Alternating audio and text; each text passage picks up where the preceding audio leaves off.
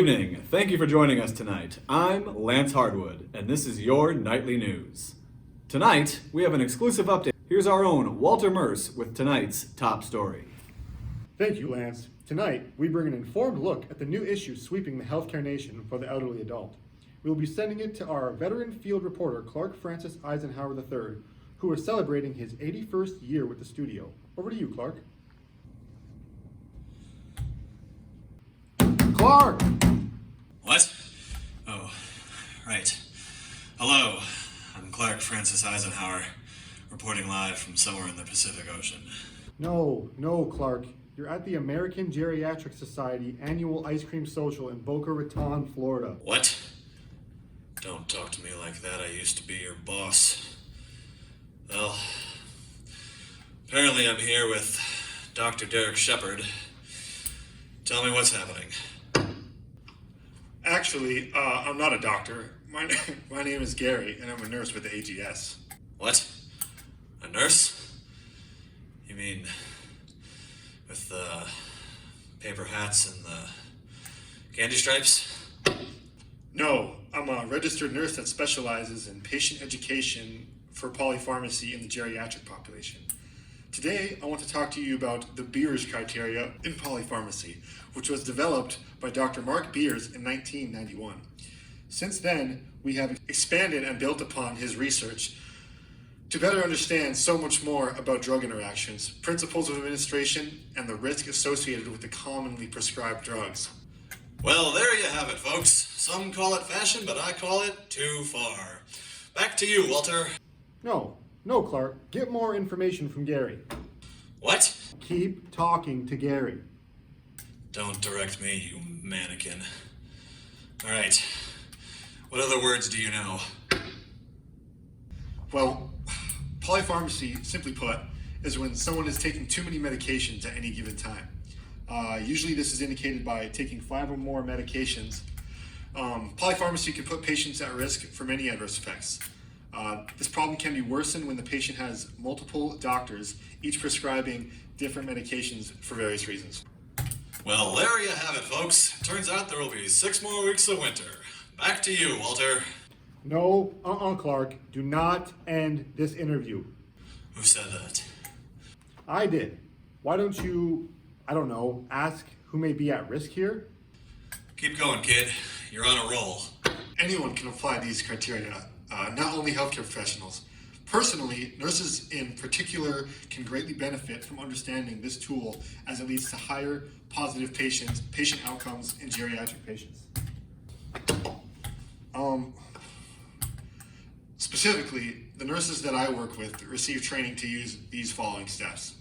First, ask the patient or patient's family to provide an accurate, up-to-date list of all medications, including over-the-counter, topical, herbal, as well as old or even borrowed medications. Consult with the patient's healthcare team, including, but not limited to, the physician, the pharmacist, the home health nurse, if applicable. Well, that settles that. Guess we didn't land on the moon after all. Back to you, Walter. No, Clark, wait. You again. No, ask him more about polypharmacy and what kinds of risks are associated with this. Don't write my copy, you paperweight. I guess, tell me more about why this is risky. Well, geriatric patients are already at risk for numerous health concerns, such as hypertension, impaired skin integrity, and decreased mobility. However, the use of too many drugs can exemplify these risks and expose them to other risks, including immobility, sedation, or even death. Speaking of death, did you know I almost died in the war? You young people should be more grateful. No, Clark. Ask if there are any specific examples that we should be aware of to avoid or use cautiously. What? Come on now, dig a little deeper. Why don't you stand on a milk crate and let me do the news? There are 10 specific medications, or medication classes even, that are advised against in the geriatric population. People can always visit www.healthinaging.org for a full, up-to-date list if they have any questions. I have questions. How come when I take my morning pills it feels like I'm eating Lucky Charms? Well, that's actually a great question, Clark. It sounds to me like you may be taking too many medications each morning. With so many pills, it can be confusing or overwhelming, not to mention you may be at risk for serious drug interactions or side effects that can be putting your overall health at risk. I recommend you make an appointment to meet with your primary doctor to talk about your risks for polypharmacy using the BEERS criteria.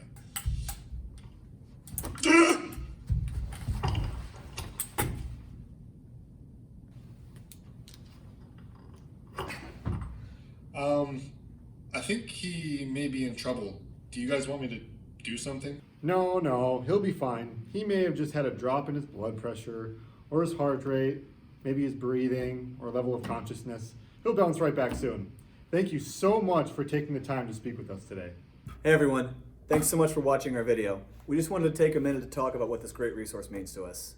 Yeah, so it was really eye-opening to learn what polypharmacy really is, and specifically all the common drugs that we know and learn about in class, and how dangerous they can be when taken together. I know that many of my relatives are on several medications, and I wonder if they felt like, like Clark Eisenhower in our video, eating all the Lucky Charms. That's a really good point, Tony. Personally, I have two grandmothers in their 90s. They take more medications every day than I have pairs of underwear. Maybe this will help me hopefully be able to encourage them to always be on top of their prescriptions and understand the risks associated with taking so many. Yeah, absolutely. Again, we really hope you guys enjoyed this video, and thank you again for tolerating our shenanigans.